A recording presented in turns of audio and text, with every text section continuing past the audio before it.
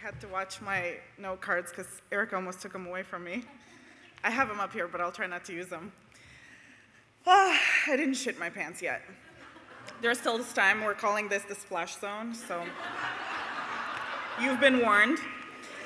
And I can see people, so Erica lied to me. And I don't want to picture you in your underwear, so. My first note card said, "My name is Irina," so I wouldn't forget. But I am a female empowerment photographer, which sounds like the most snobby thing you could ever name yourself. But it wasn't something I planned or saw coming. I didn't dream about this, and I wanted to share the story of how I got here on this stage, where I'm gonna pee my pants. I was born in a little country in Eastern Europe called Romania, and most people don't know very much about it, except, you know, maybe Dracula, who's not real, and Transylvania, and but what's important tonight is that I tell you up until about 29 years ago, we were under communist rule. I say that because I don't think that we were communist. I think we were under the fear and terror of communists, of people that had no consideration for our culture, for its people, and kept us in a state of fear, intimidation, and terror. And so imagine living like that for well over 40 years. It's hard to think of communism because it's such a strange thing to consider that any country would choose this. But my life was physically affected by it. I was 3 years old when the revolution happened. So I have lived through a communist takeover. My parents lived through communism. My parents tell stories of not finding food in stores and staying in line for 2 hours for 2 oranges. This is a reality that actually happened. So in 1989, the revolution happened because Romanians are go-getters, and we didn't wait for anybody to save us. We saved ourselves. And, and the gates to Romania were wide open for the first time in 40 years. Like, we didn't even have Western music, like Queen and ABBA had been banned. And Queen, I mean, come on. And TV shows and Oprah, we didn't have any of that. And then in 1989, everything was possible. And then this like strange, chaotic time, I grew up. And I had an incredibly happy childhood. I can't look at my mom because she's looking at me with these puppy eyes. I had the great fortune of being raised by 2 of the most amazing human beings for parents. My parents are super intelligent, highly educated engineers. So as you can imagine, it came as a shock to them when I turned out to be an artist. I had to come out to them. I had to sit them down and say, "Mom, Dad, I love you, and I know you'll accept me the way I am, but there's something I need to tell you." And I'm an artist, and my dad, you know, my mom was drinking, and they're like, "Why couldn't you? Why our daughter?" But that's my story of struggle, coming out to genius engineers that I was an artist. And we were brought up to be joyful. We were brought up to have empathy. And it was not an easy time in our lives. My parents could have been so bitter and angry about what was happening to our country, but instead, they raised 2 really happy human beings. They taught us empathy for other people. They taught us to put ourselves in other people's shoes. We didn't have to, but it was the human thing to do. In this world of darkness, they put light into us. But I always like to think that the thing that my parents gave us the most was lightheartedness. They taught us to not take ourselves too seriously. Erica's laughing. My family will kill me for sharing this story, but I have to tell you. I have gapped teeth. I don't know if you can tell, probably maybe the very last rows can't see, but I have really small gapped teeth. It's a genetic trait that kind of bounces around all over our family. And I have it, my dad has it, my grandma has it, my aunt has it. And so every time one of us would laugh really hard, somebody would say, like a rough translation, "Quit laughing like a rake." Because, yeah, so that's kind of how our parents took to, you know, I was laughing like a rake. They still say that. So my dad will be like, I cannot believe you said that. We will have to move now. They will kick us out of America. Thanks a lot. But that's just kind of the stance my parents took about insecurities. I was always insecure. I always hated how I looked different. I have big, frizzy, curly hair and gapped teeth. I could not stand out more. And my parents taught us not to take ourselves seriously. Okay, once I get through this, it'll be fine. If you think that I got really lucky with my parents, let me tell you about my mother, who is my bestest friend in the whole wide world. Who, I love you too. This is the only part I might cry at, that's it. I got really, really lucky with my mom. Not a lot of people have an okay relationship with their mom, even less an amazing one. My mom saw worth in me before there was even a thought in my head that I might have worth. She loved me unconditionally, which is so hard to do because I was a lot. And, you know, it wasn't always easy, but I realize now at 31 and a mother myself, what a rare gift that is, to be loved just the way you are. I mean, what a concept, to not have another person put their preconceived notions or to try to live vicariously through you. Like, what a gift. I got to just be and grow as myself. It was a good thing that I had my mother, because living in Romania and being a stubborn, strange, opinionated, loud, frizzy-haired Romanian girl was not easy. You see, I come from a culture where women wouldn't be caught dead leaving the house without a full face of makeup, hair done up, wearing high heels, their nicest clothes, and that was like to buy potatoes and like onions at the outdoor market. There was always this notion there was like a right way and a wrong way to be a woman, you know? And Romanians also have like no problem telling you exactly what they think. If you can't tell, Romanians are pretty like Latin-blooded and, you know, use hand gestures. We're basically Italian, like less hairy Italians, you know? But they would say things that would seem nice. Like even people would come up to me and say, Irina, you have such a beautiful face. Oh, thank you. If only you lost a little bit of weight, you'd be perfect. Thank you, strange lady at the supermarket, whose opinion I never asked for. Now move aside so I can purchase what I need. Or a family member came up to me once for Easter and said, you're very beautiful. Like, you know you're beautiful. I'm like, yeah, you know. It's just that your face doesn't match the rest of your body. Like, it just doesn't go. Like, people are so caught up in your beautiful face, and then they look at the rest of your body, and it just doesn't go. And I felt that way. I literally felt like I didn't go, like I was flawed somehow. But like I said, there was this notion there was a right way and a wrong way to be a good Romanian woman. Like you could be thin, but not too thin. And you could be smart, but don't be too smart and don't show off, because nobody likes the smarty pants. And you could be sexy, but don't be slutty.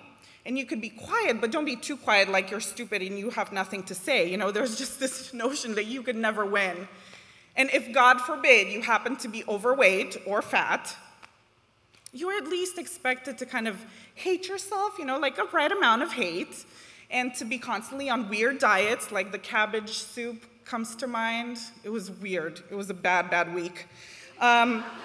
And like weird workouts. I remember I must have been around 10 or 11. I went to my first aerobics class with my mom. I begged her because I was so desperate to fit in.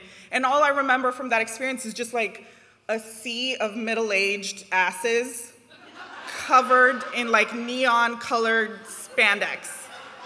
And like headbands. Yeah, my mom included, yeah.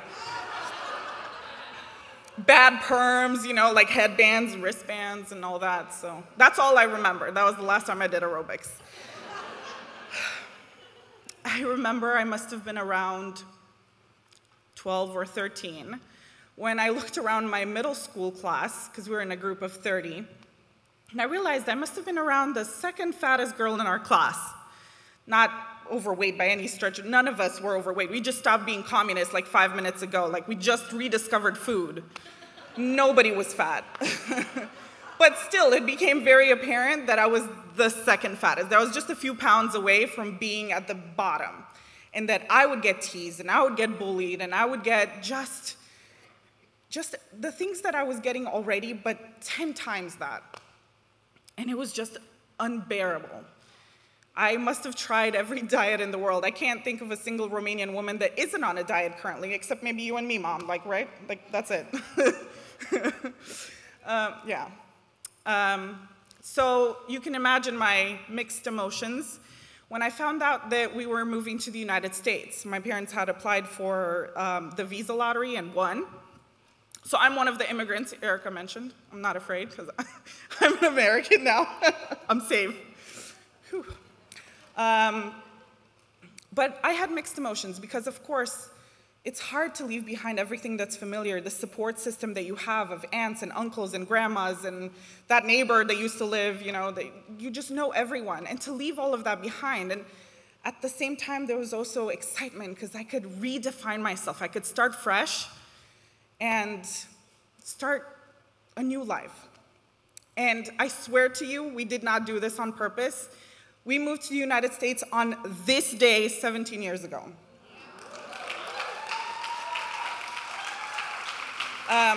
Right before 9/11, so that was a little less fortunate. But we moved here, and it was just mind-blowing to be in America after leaving a post-communist country in Eastern Europe. You guys had the coolest things. First of all, you guys had Oprah. You guys had cable TV. Like, I learned all of my sarcasm from Will and Grace. You know. Cheese in a can, Twinkies, Hot Pockets, marshmallows, and let's not forget, you deep fry everything. It was like such a good time to be alive. I was 14 when we moved here, and I was like, all of it is mine. I'm gonna taste America. And I maybe packed it on for the first time truly in my life. And a few years later, I was graduating from University of Washington, and go Huskies. Yeah, that's right, 2 people. Everybody else is from WSU and hates me, so.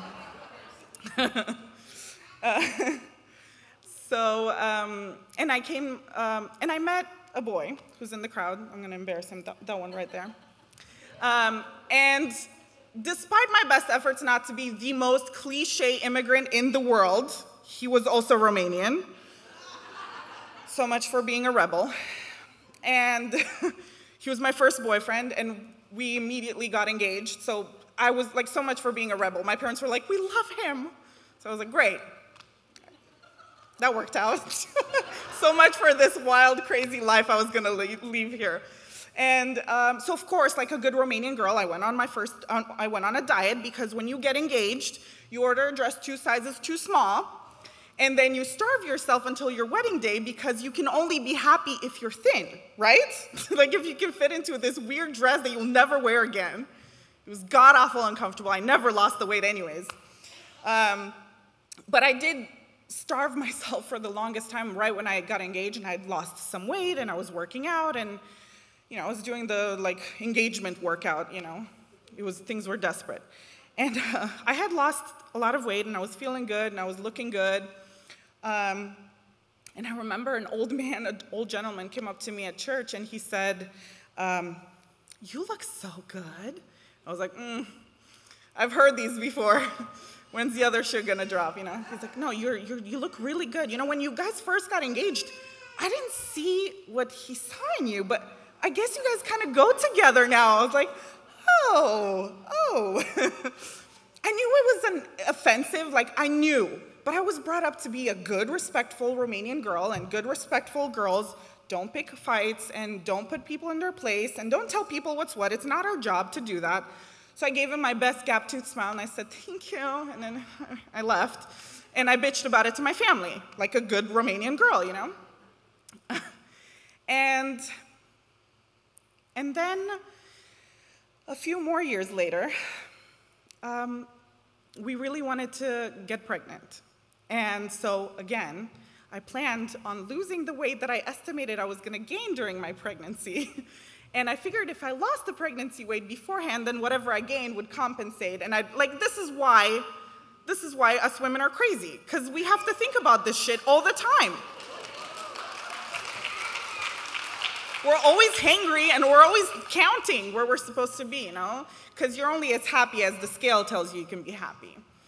And despite my efforts to quit the cheese in a can life, I got pregnant before any of the weight was dropped. And I was like, well, great. Now I'm really gonna balloon. I'm just gonna be like this blimp, like the Donald Trump blimp just floating over. Which is a beautiful thing, by the way. And to my great surprise, being pregnant was the most beautiful I'd ever felt. Honest to God, I would look in the mirror and I would go, you glorious angel of a woman, you're perfect. I barely had a baby, a bump, and I just like try to stick it out, and I was like, every morning I'm like, yep, another good hair day. And I just felt so feminine and beautiful and full of life. I mean, I was literally full of life, but I felt like I was just oozing sunlight, which was unexpected because that's not what people talk about when they talk about pregnancies. I just spit, I'm so sorry. Word vomit. And I remember smugly thinking to myself, like, I'm cured. I don't have self-esteem issues. I am this goddess on earth. Like, I didn't know Beyonce was gonna come on. I thought it was just me. And I just smugly thought to myself, like, yeah, I cured myself. I love myself. Like, nothing's ever gonna change that. And so I'm gonna share with you guys my favorite thing that my mother says to me all the time. If you wanna make God laugh, make plans. Because I'd made these plans of how I was gonna give birth to this fat, chunky baby, and I was gonna hold her in my arms and know how to breastfeed right away, and it was gonna be this magical, like, because I'm a goddess now, like, nature should just get the memo.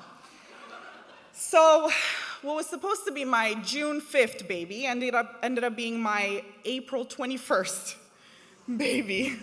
Yeah, that's how I felt too.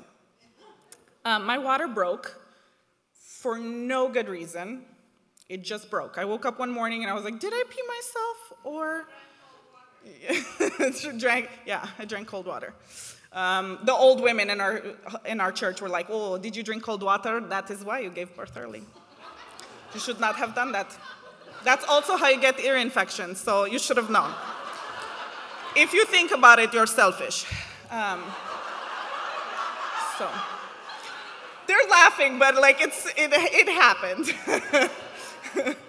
But when that happened, when my daughter came early, all of my dreams just came tumbling. Nothing about how I'd imagined giving birth happened.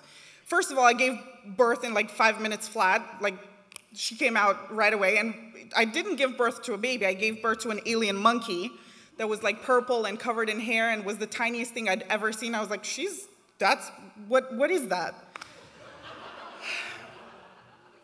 It was just, I felt like somebody had robbed me of this one experience that everyone gets to have, and I was so angry. I remember sitting in this dark room in the hospital, and I was sitting next to Danny's bed, my daughter's bed. She was in a special bed in the NICU. She was there for 2 weeks, and she was hooked up to IV lines and to tubes and monitors that went off every few minutes whenever her oxygen level went down. And she barely looked human, and she was stuck in this plastic thing far away from me, and I'm sitting there like it's unreal. I'm dry pumping in the middle of the room, and I'm staring at my daughter because you're supposed to stare at them so your milk will come, because nobody gave my boobs the memo, like, baby's out, you need to start.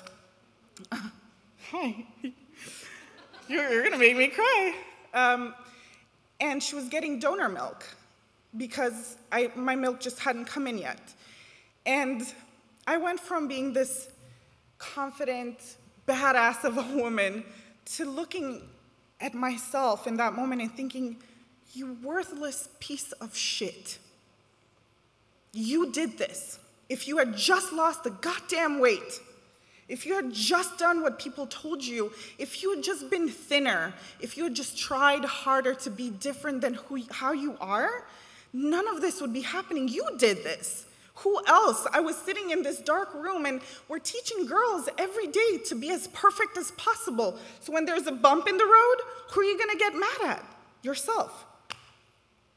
I took that shame, and I carried it inside of me like a badge of honor, it felt like. And I couldn't even tell my best friend.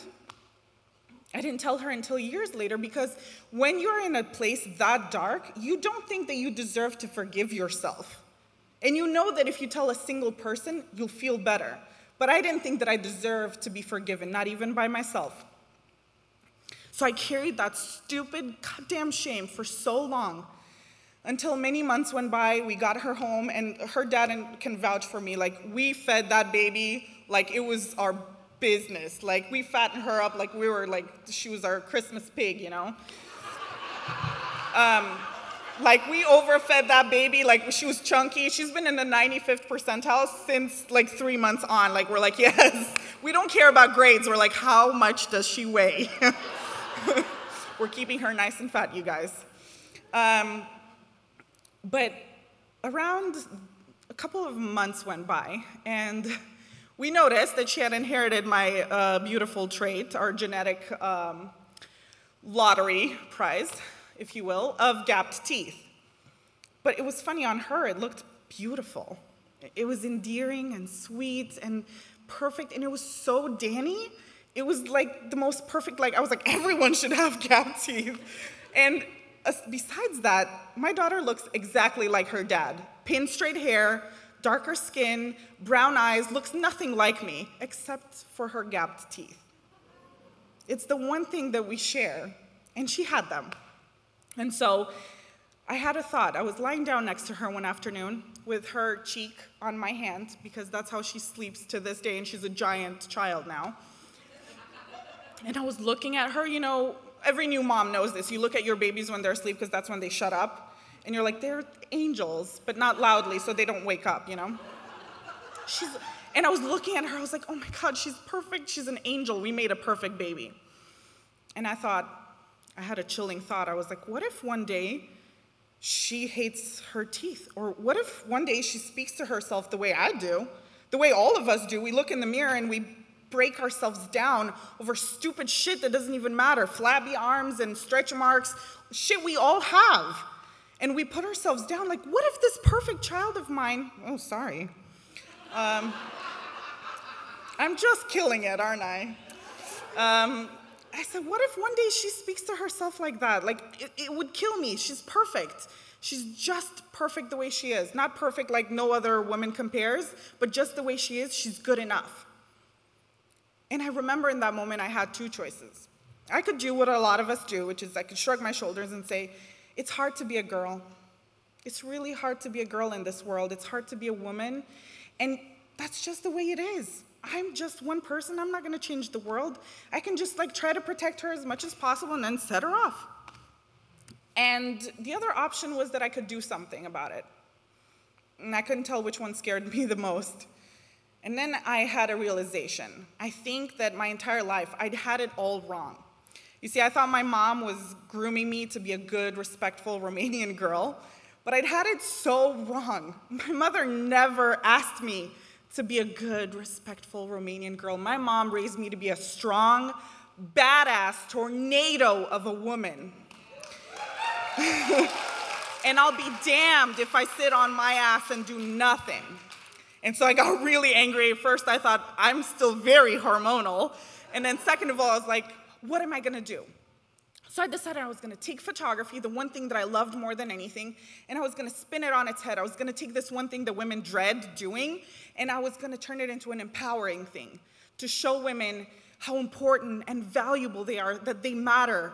I was going to treat every single client like they're Danny, like they're my Danny, because it would be such a crazy, amazing world if we all treated each other the way we love the person that we love the most, right?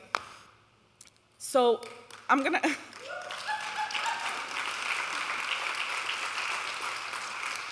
Stop crying. So I'm gonna end with one little story, and I'll go. I've been talking for a million years.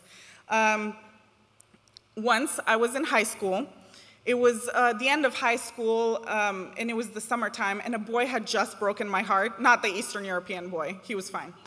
An American boy. And you know, like a good teenager does, I locked myself in my room, and I made a mixtape of like the saddest songs that definitely would make me cry. And I closed the blinds, because you can't be sad in a sun-filled room. Like, you gotta be crying in the darkness. And I just shut my door, and I was like, just sobbing for days and days. And I think, like, my mom got off work, and I think she'd had enough. So she, like, kicked the door open, or at least that's how I'm choosing to. She's like, I would never kick the door open. I am a lady, I would not do that. She's like, if you say that, that is not true. But she kicked the door open, she's like, that's it, get in the car. Now, I was like, she'll either, I just spit again, I'm sorry.